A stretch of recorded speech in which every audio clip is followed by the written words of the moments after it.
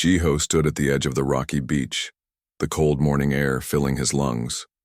The marine biologist had chosen this remote spot for his research, far from other people. He liked the quiet. Today he was collecting samples from tide pools, carefully placing tiny sea creatures into labeled containers.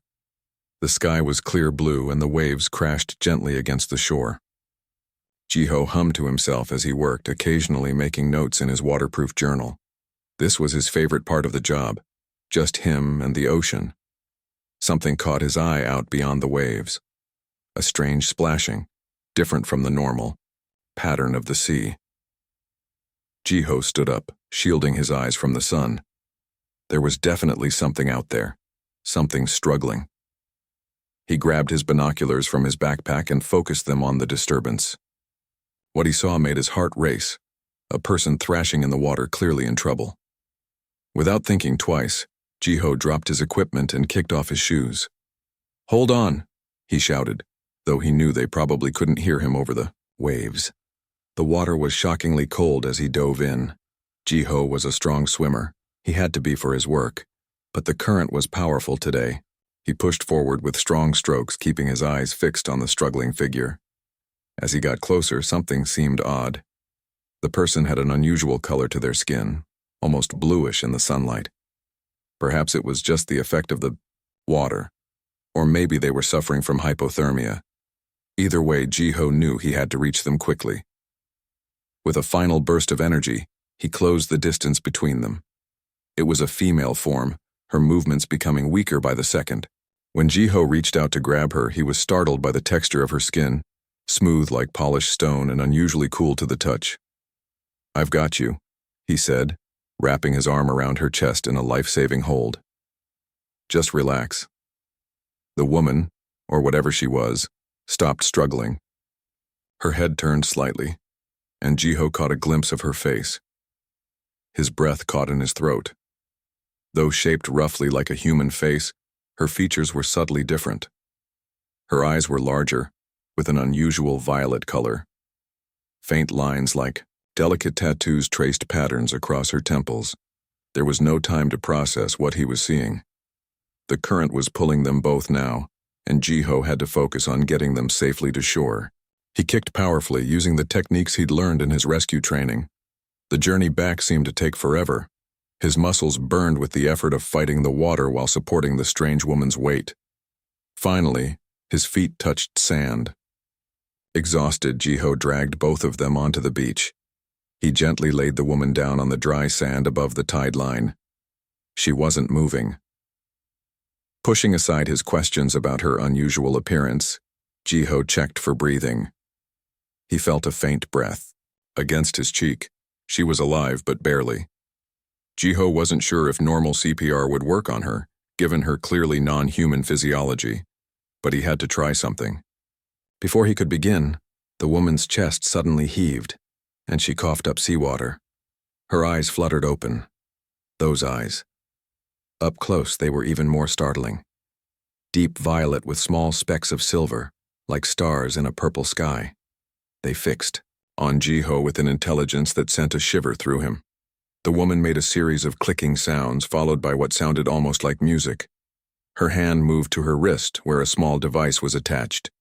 She tapped it frantically, but nothing happened. "Are you okay?" Jiho asked, knowing she probably couldn't understand him. "What are you?"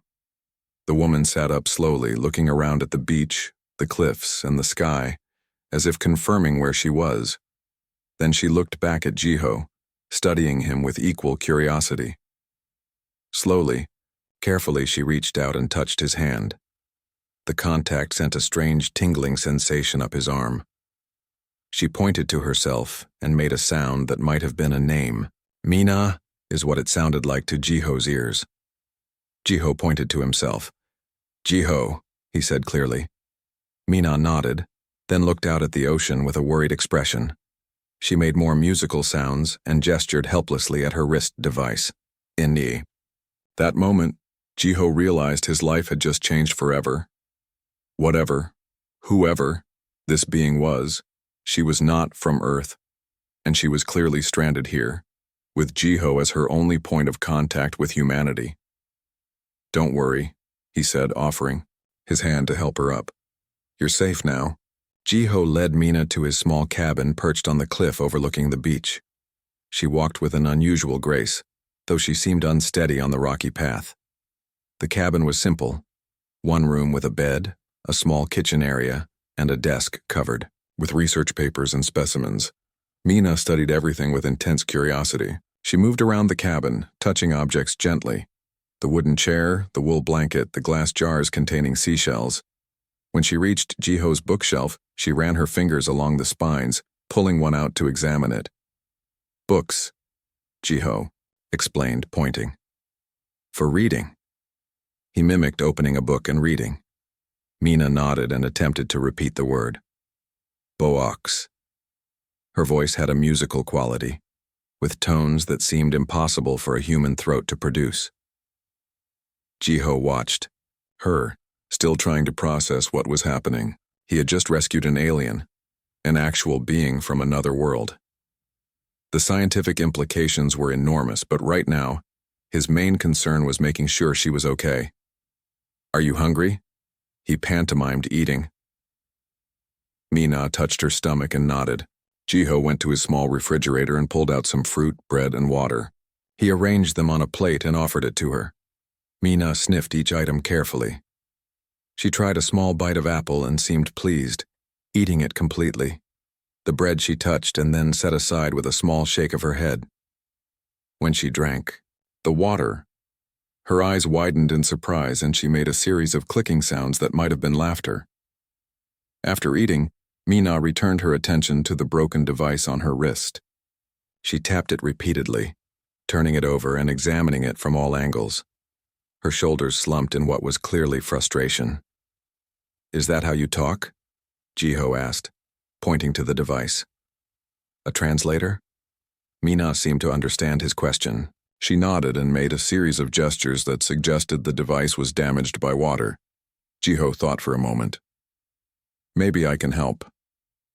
He retrieved his toolbox from under the bed. Inside were various small tools he used for fixing his research equipment. Mina's eyes lit up when she saw the tools. She carefully selected a tiny screwdriver and, with delicate movements, began to work on her device. Jiho watched in fascination as she opened a panel he hadn't even noticed was there, revealing intricate circuitry, unlike anything he'd ever seen. As the evening approached, they developed a primitive form of communication. Jiho would point to an object, say its name, and Mina would repeat it. Her pronunciation improved rapidly as if her brain was specifically wired for language acquisition. They moved to Jiho's desk where he laid out a large sheet of paper. He drew a simple map of Earth, then looked at Mina expectantly. She understood immediately. Taking the pen, she drew what appeared to be a star map. She pointed to one star and then to herself. Then she drew a small ship and made motions of it traveling and then crashing into water. You're a scientist too, aren't you? Jiho asked, recognizing the methodical way she approached things. Studying us? Mina tilted her head, seeming to understand his question. She nodded slowly. Then she made a motion like she was hiding and put her finger to her lips. Secret. You weren't supposed to be seen, Jiho guessed. Mina nodded again, looking worried. She pointed to her ship drawing and then to the sky, making a questioning gesture. You need to contact your people, Jiho said, to go home. As night fell, they continued their exchange of information through drawings and gestures. Mina learned several dozen English words, and Jiho began to understand her unique body language. He made a simple bed for her on his couch and showed her how to use the bathroom.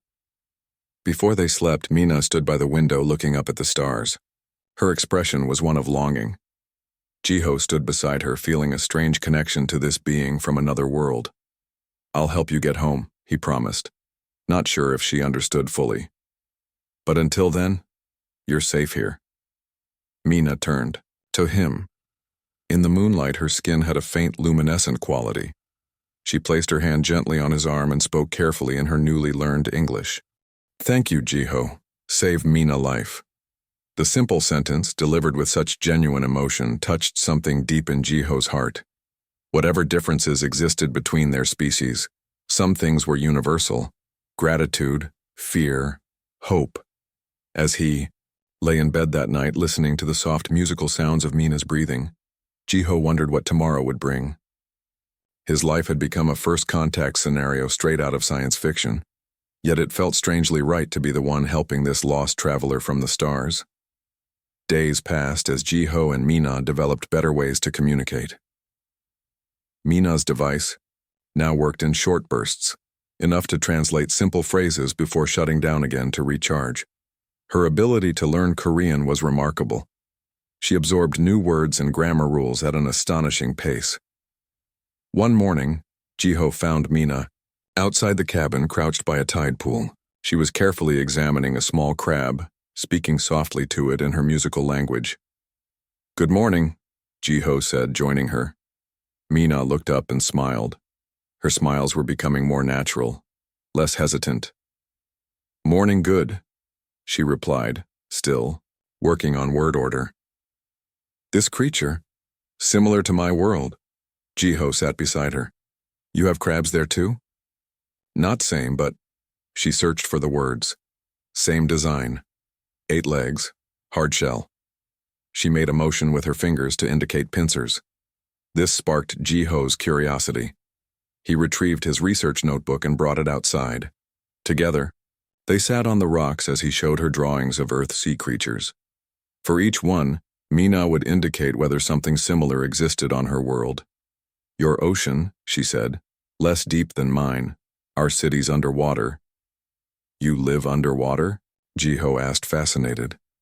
Mina made a rocking motion with her hand. "Sometime we change." She pointed to her neck, where Jiho now noticed faint lines that might be gills.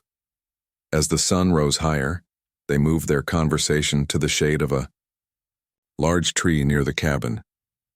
Jiho brought out a simple lunch of fruit and rice. Mina had discovered she could eat most earth fruits and some grains, but protein made her sick. "Tell me about your people," Jiho said as they ate. Mina's translator flickered to life. "We are old species, travel stars for many thousand years, study life forms." The device buzzed and went dark again. Mina continued in her limited Korean. "We watch but not touch. Rule is important." "Like Star Trek's Prime Directive," Jiho said, then laughed at her confused expression.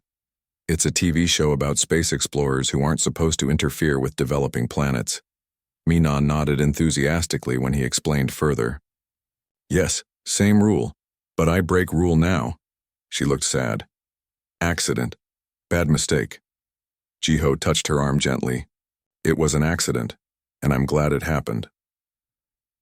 That evening, Jiho showed Mina some of Earth's culture. He played music from his small collection: classical, pop, traditional Korean songs. Mina listened intently, her head tilted, eyes closed, in concentration. When the music ended, she stood up and made a series of flowing movements with her arms. From her throat came sounds unlike anything Jiho had ever heard. Like water singing, if such a thing were possible. He watched, mesmerized, as she performed what was clearly a song from her world. "Beautiful," he whispered when she finished. Mina bowed slightly. Music speaks between worlds. No translator needed. Later, as they sat watching the stars come out, Mina pointed to the night sky. "My home there. Not visible with your eyes." She traced a pattern in the stars. "We have 3 moons, oceans with giant waves." "Do you miss it?" Jiho asked. Mina was quiet for a long moment. "Yes, but learning Earth is special experience." She turned to Jiho. "Your people very emotional, feel strongly, show feelings. And yours don't? Different. We feel inside, private, community before self." She tapped her head. "Think more than feel." Jiho considered this. "Is that why you haven't seemed afraid?" "I would be terrified if I were stranded on an alien world." Mina's translator activated again. "Fear exists but must not control. Must observe and learn always. This situation unique opportunity, despite danger." The device flickered out. "My people, debate long time about humans. Mina continued in simple words. Some say too dangerous, too violent. And what do you think? Jiho asked. I think. Mina paused, searching for the right words. I think humans complex, capable great kindness, great destruction, like children with powerful tools. Her assessment was uncomfortable but fair. Jiho couldn't argue with it. You saved me, Mina added softly. Not knowing what I am. This tells much about you. As darkness fully enveloped them, Mina showed Jiho how her skin could glow softly in patterns, a form of communication among her people in dark water. The blue-green light traced beautiful designs across her arms and face. Jiho realized how quickly he had come to see Mina as a person, not an alien. The differences between them seemed less important than the connections they were forming. They were two intelligent beings sharing knowledge across an impossible divide of evolution and space. Tomorrow, Mina said as they prepared to sleep, I show you my world. In here. She touched his forehead gently. Jiho didn't fully understand what she meant, but he nodded. Each day brought new wonders in this unexpected friendship between Earth and stars. Jiho woke to the sound of engines in the distance. He sat up quickly, heart pounding. Through the window he could see dust rising from the dirt road that led to his remote cabin. Mina, he whispered urgently, shaking her awake. Someone's coming. Mina was instantly alert. She moved to the window and peered out. 3 black vehicles were approaching, still about a kilometer away. Government? She asked, her voice tight. With concern? Maybe. Jiho ran his hand through his hair. How would they know you're here? Mina pointed to her wrist device. Signal stronger now, maybe detected. They had no time to waste. Jiho grabbed his backpack and quickly filled it with water bottles, food, and a first aid kit. He added a map, compass, and flashlight. We need to go into the forest, he explained, pointing to the dense woods behind the cabin. I know places to hide. Mina nodded and helped gather supplies. She carefully placed her partially repaired translator in a waterproof pouch Jiho gave her. They slipped out the back door just as the vehicles crested the final hill. Jiho led the way into the forest, following a narrow animal trail that was barely visible among the undergrowth. They moved quickly but carefully, trying not to leave obvious signs of their passage. Who are they? Mina asked in a hushed voice as they ducked under low-hanging branches. I don't know for sure, Jiho replied, but anyone looking for you would be dangerous. Some people would. He paused, not wanting to frighten her. Some would want to study you, not in a good way. Mina's expression showed she understood his meaning perfectly. Same on all worlds, she said sadly. Fear of different. They hiked deeper into the forest as the morning sun filtered through the leaves. Jiho led them uphill, toward a network of caves he had explored during his research trips. The terrain was rough with steep inclines and fallen trees blocking their path. Mina struggled with some of the climbing. Her body, while similar to human in many ways, was adapted for different environments. Jiho offered his hand at difficult spots and they moved steadily higher. Around midday they paused to rest in a small clearing. Jiho checked his compass and consulted the map. The caves are about 2 hours from here, he said. We can hide there until it's safe. As they sat catching their breath, a faint whirring sound caught their attention. Jiho looked up to see a small drone hovering above the trees, its camera sweeping the forest. Down! Jiho pulled Mina under the cover of a large fern. They lay perfectly still as the drone passed overhead. They search with machines, Mina whispered. They must really want to find you, Jiho said grimly. We need to keep moving. They continued their journey, now moving with greater caution. Every sound in the forest, birds calling, branches snapping, made them freeze and listen. The knowledge that they were being hunted changed everything. By late afternoon, dark clouds gathered overhead. Rain would help hide their trail but would make travel more difficult. They pushed on as the first drops began to fall. The rain quickly became a downpour. Water streamed down the hillside, turning the ground muddy and treacherous. Jiho and Mina were soaked through, but they couldn't stop. Almost there, Jiho encouraged as they climbed a steep rocky slope. The cave entrance is just above us. The cave was hidden behind a curtain of vines and moss. Jiho pushed the vegetation aside to reveal a narrow opening. They squeezed through into the cool darkness beyond. Inside, the cave opened into a larger chamber. It was dry and seemed secure. Jiho took out his flashlight and illuminated the space. "We should be safe here for now," he said, setting down the backpack. "They won't find this place easily."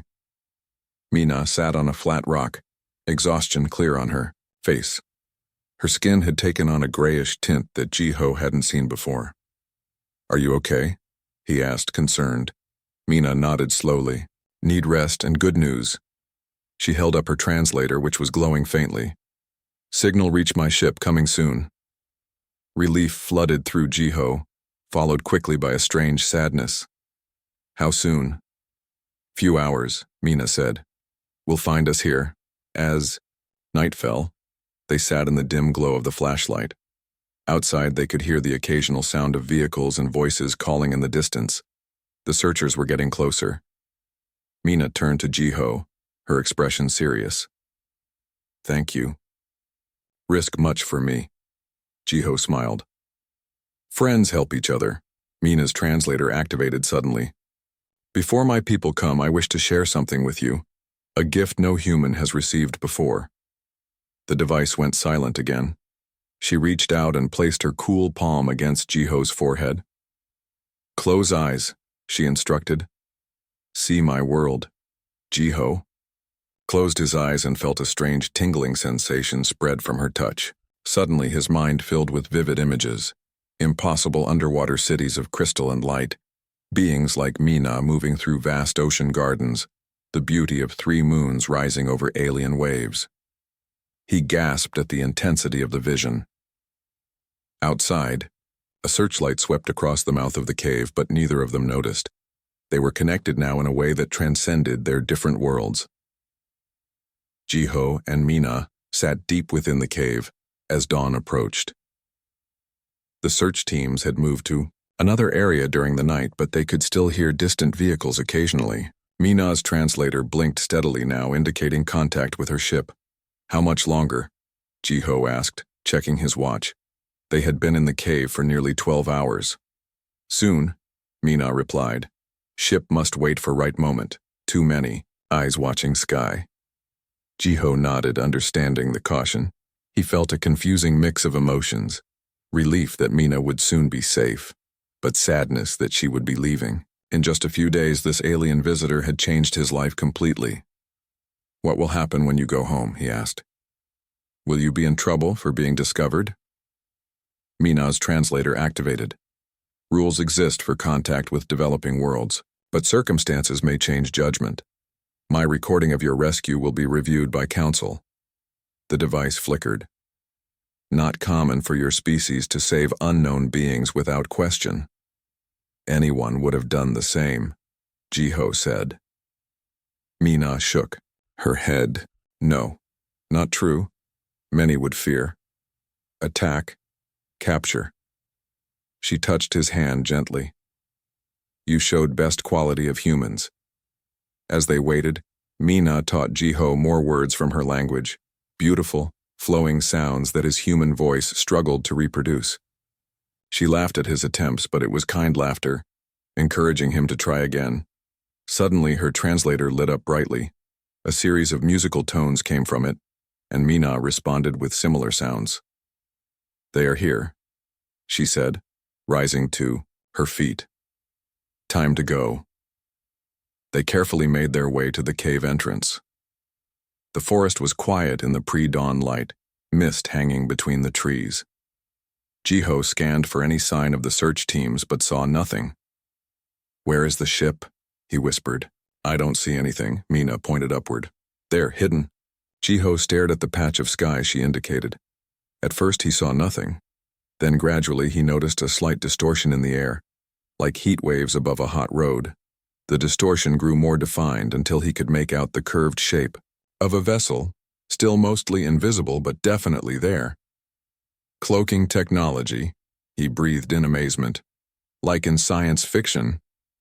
Not fiction now, Mina said with a small smile. A beam of soft blue light extended from the barely visible ship to the small clearing in front of the cave. Within the light, two figures appeared, beings similar to Mina, with the same bluish skin and elegant features. They were dressed in fitted garments that seemed to shimmer with their movements. Mina stepped toward them, exchanging musical tones that must have been greetings in their language. The newcomers looked at Jiho with open curiosity but maintained their distance. My people, Mina explained to Jiho. Hey and Dowan. Jiho bowed slightly in greeting. The aliens mimicked his gesture precisely. It's time for me to go, Mina said, turning back to Jiho. Her voice carried a sadness he hadn't heard before. I understand, Jiho replied, trying to keep his own voice steady. It was amazing to meet you, Mina. Mina spoke at length to her companions in their flowing language. The discussion seemed intense, with quick exchanges and gestures toward both Jiho and the sky. Finally, the two visitors nodded in what appeared to be agreement. Mina approached Jiho again, her expression brightening. I have news. Unexpected news. What is it? Jiho asked. Her translator activated, glowing brightly.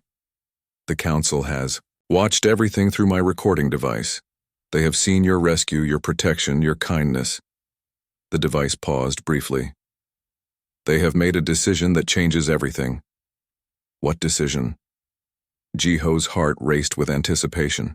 Earth is ready, Mina said simply. Ready for first official contact. Jiho stared at her in disbelief.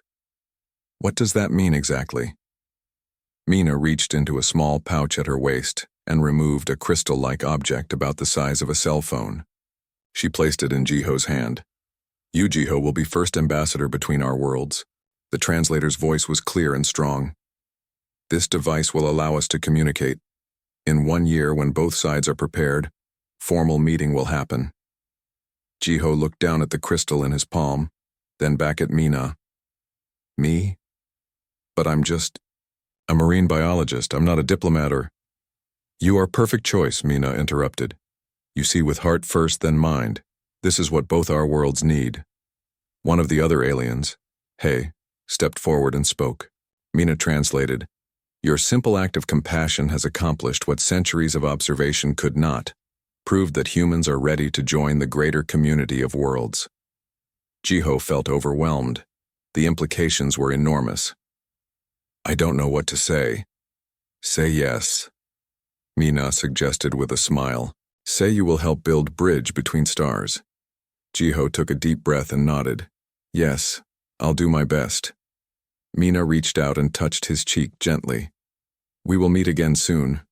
Much work to do. She stepped back into the blue light with her companions. As they began to rise toward the ship, Mina called out one last time. Remember, Jiho, sometimes the greatest discoveries come not from science, but from kindness. Jiho watched as they disappeared into the ship. The distortion in the air shimmered once more, then vanished completely. In his hand, the crystal communication device glowed warmly, pulsing with the promise of what was to come. He stood there long after the ship had gone, watching the sunrise begin to paint the sky in brilliant colors. Somewhere beyond those colors lay Mina's world, and now somehow it was connected to his own, all because he had jumped into the water to save a drowning stranger.